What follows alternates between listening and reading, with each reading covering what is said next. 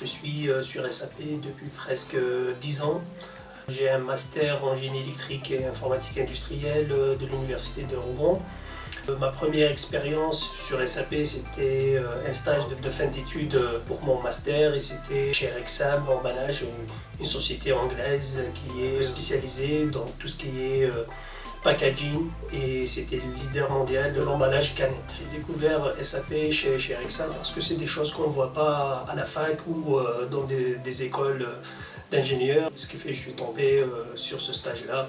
Et j'ai pas commencé par SAP, j'étais sur une autre techno qui interagit avec SAP et après j'ai commencé à travailler sur SAP.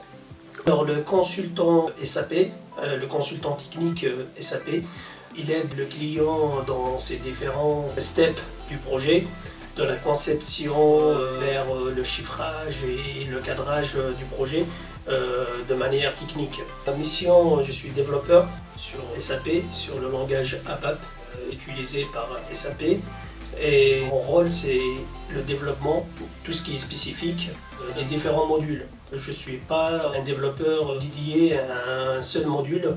On peut développer pour SD, MM, PP, FI. On développe tout ce qui est spécifique dans tous les modules SAP. Mon rôle, c'est principalement d'accompagner le client durant les différentes phases de projet s'il y a un projet. Étude de faisabilité, chiffrage des développements et solutions apportées pour le client. Ce que je préfère dans ma fonction, c'est le challenge quotidien. Pour chaque client, on a une solution différente par rapport à un autre client parce qu'ils n'utilisent pas les mêmes modalités pour faire du SD ou du MM, comment ils gèrent les achats, les transports. Chaque client a sa manière de travailler. Et ce qui me passionne, c'est de proposer des solutions différentes, de chercher, de comprendre le métier afin de proposer la meilleure solution technique. Alors pour devenir ou être un bon consultant, déjà il faut être rigoureux, il faut travailler sérieusement, il faut savoir chercher la solution, être à l'écoute du client et du fonctionnel. Parce que ce travail il demande d'être à l'écoute du client afin de comprendre au mieux sa demande afin de la réaliser de manière technique. Moi j'ai fait les deux. J'étais en interne, après je suis passé en SS2I, après je suis revenu en interne et là je pense que c'est une étape à franchir. Je suis devenu freelance. Je fais du portage, c'est pas vraiment du freelance.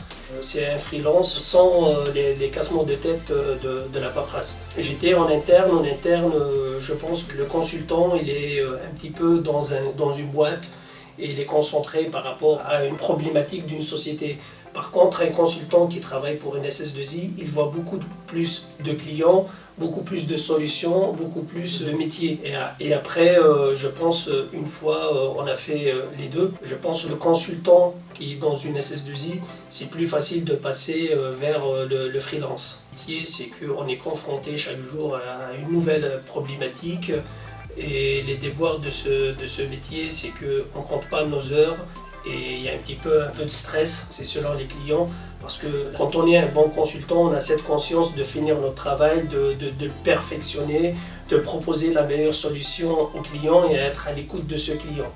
Je pense que les choses elles sont assez claires et assez nettes et le travail avec eux, c'est vraiment un travail très simple.